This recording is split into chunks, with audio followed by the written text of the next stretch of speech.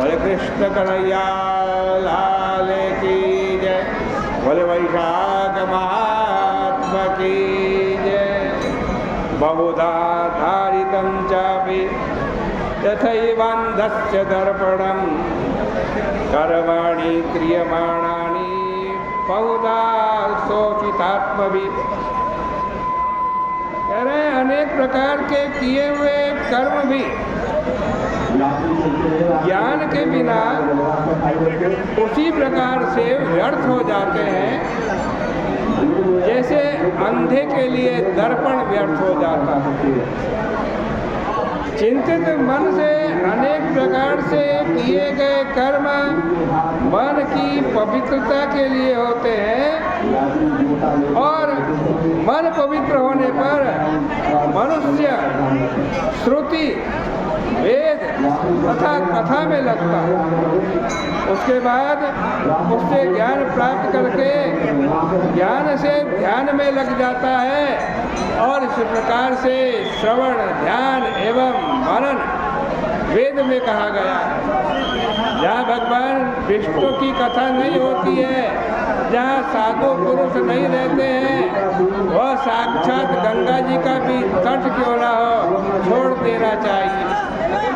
जिस देश में तुलसी का वृक्ष न लगता हो अथवा भगवान विष्णु का पवित्र मंदिर न हो, जहाँ भगवान विष्णु को स्मरण तक न किया जाता हो, वहाँ के लोग अंधे हैं। जिस गांव में जिस नगर में भगवान विष्णु का मंदिर नहीं है अथवा कृष्ण मृग स्वतंत्रता पूर्वक जहाँ नहीं विचरता, जहाँ विष्णु भगवान की कथा नहीं होती अथवा उनका आश्रय करके रहने वाले साधु पुरुष जहाँ नहीं रहते हैं, ऐसे स्थान पर मरने से पुरुष 100 जन्म तक कुत्ते की योनि में जाता है।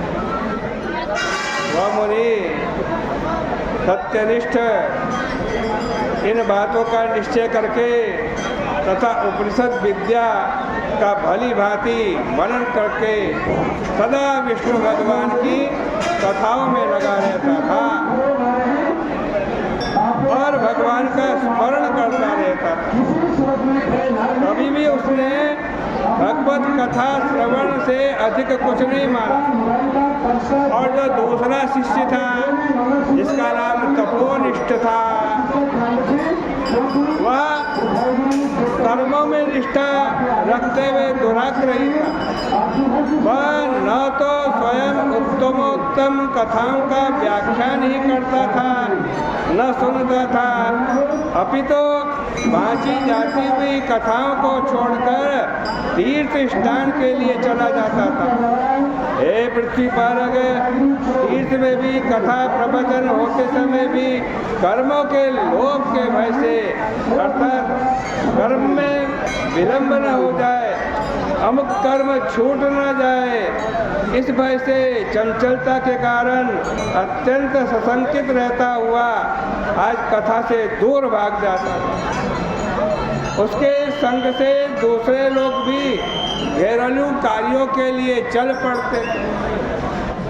उस कर्मनिष्ठक के पास में श्रोता या वक्ता नहीं रहते थे, क्योंकि वह सदा किसी न किसी कर्म में लगा रहता था। उस दुराग्रही दुर्बुद्धि का समय इसी प्रकार नष्ट हो गया। कहीं कभी भी उसकी जिह्वा वह कान व्यापक प्रभु के कथाओं में नहीं लगता। दुर्बुद्धि एवं दुराग्रही होने के कारण उसने न कहीं कथा सुनी अतः और न कहीं आज कथा को कहा। अंत में उसको पंचतत्वों की प्राप्ति हो गई, मृत्यु हो गई। मरने के बाद वो एक शमी का वृक्ष था, उस शमी के वृक्ष के ऊपर छिन्न करना नाम का एक पिशाच बन गया। उसका कोई आश्रय नहीं था और निराहार रहता था। उसके कंठ, होठ तथा तालू सूखे रहते थे। ऐसी दशा में रहकर खेद करते हुए उसके 10,000 वर्ष बीत गए। उसने कहीं कभी भी अपना कोई रक्षक नहीं देखा। निराहार होने से अत्यंत खिन्न तथा अपने किए हुए की चिंता करते हुए आज मत्त एवं उन्मत्त के समान होकर घूमने लगा। भूख के कारण घूमता हुआ भी वह मंदमती कहीं भी शांति नहीं पा सका। उस अकृतात्मा के अंगों को वायु का स्पर्श आग के समान, पानी काल रूपी अग्नि के समान तथा फल फूल आदि विष के समान लगते थे।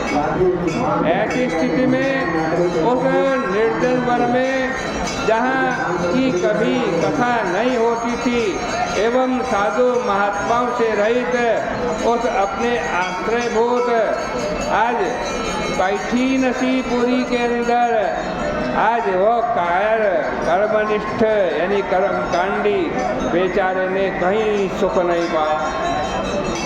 एक समय देववसात सत्यनिष्ठ जी पैठी नसीपुरी में आए।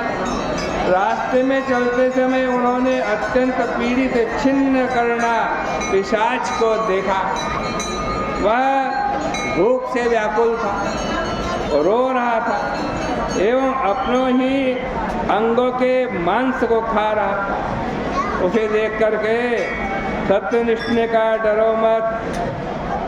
यह कहकर मुनीश्वर सत्यनिष्ठ ने कहा कि तुम कौन हो, तुम्हारी ये दशा कैसे हुई है। अब इससे बढ़कर तुम्हें कोई दुख नहीं मिलेगा। इस प्रकार उनके द्वारा आश्वासन पाकर छिन्न कर्ण अत्यंत विह्वल होकर के आज सत्यनिष्ठ से कहता,